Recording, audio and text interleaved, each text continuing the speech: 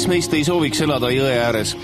Vee rahustav vulin ja jõest saadav leivakõrvane kuluvad ju praegusel vaesel ja närvilisel ajal ära. Paraku on jõgi tundlik ökosüsteem ja väiksemadki muutused võivad rikkuda kogu idülli. Jägala jõel on praegu siis niisugune väike ökokatastroof ja tegelikult siin on iga kalamehe unistus. Siin võib uimaseid kalu suisa paljaste kätega püüda. Kohe näitan teile.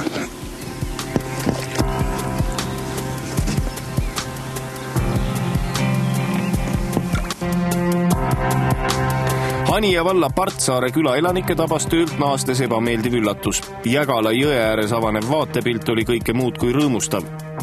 Vee-elukate piinarikas elu ja surmaheitus olid täies hoos ning külamehed laiutasid vaid abitult käsi. Läksin jõe äärde ja siis vaatasin, et kogu jõgi on siis nagu valgeid niuksi kalakõhtusid täis. Siis kutsusin Keskkonnainspektsiooni ja ta vaatas ka suurte silmadega, arvas ka, et kole lugu. Külamehed kahtlustasid, et vee solkijaks on Kehra paberivabrik, mis oma reovee jõkke laskis. Jamasid on selle tehasega ka varem olnud. Kas kogu kurja juur on Kehra paberivabrik või? Kuuldavasti küll, jah, et seal mingisugune avarii oli olnud ja mingi mürk siia jõkke on sattunud ja sellest need kalad niimoodi hukkuvad.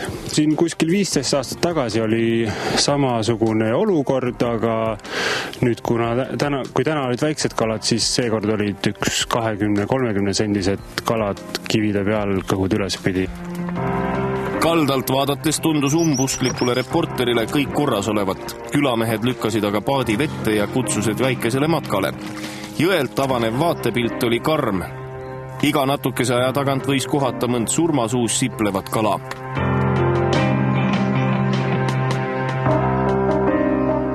Vana tammi juures pidavat märke keskkonnareostusest kõige paremini nägema. Niimoodi vahutanud vesi viimati nõukogude ajal.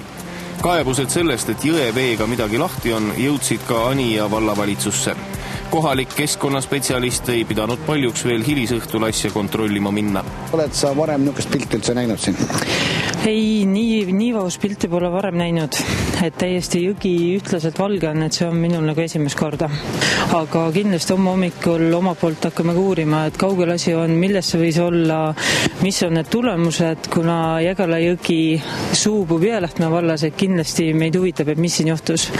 Ja kas on tugev reostus, väike reostus, lihtsalt vaht, et kindlasti me uurime seda.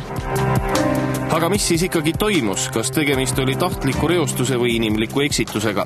Yesterday's disaster, if I can say that way, what's happening?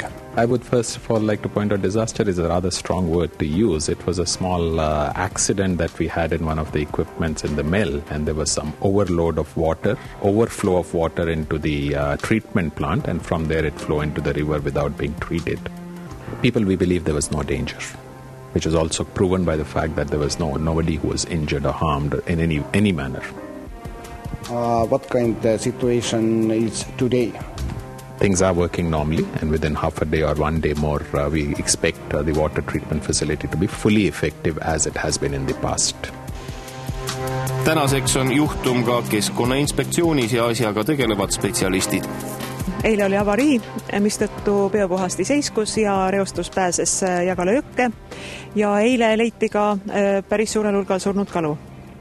Aga tänase kontrollimisega inspektorid surnud kalu ei leidnud, ei näinud jões ja hetkel muidugi menetlus käib, nii et üksikasju ja detaile me veel ei oska midagi seletada. See kõik alles selgub uurimise käigus. Meie inspektorid on ka täna kontrollimas ja Kehra paberivabrikus just nimelt, et mis seal veel võib olla, aga meie andmetel eile küll see tootmisprotsess seisati, nii et sealt ei tohiks otseselt tulla. Aga võib-olla on seal ikkagi tegemist veel selle eilse reostuse jäänustega, et mis siis tasapisi nüüd hajuvad.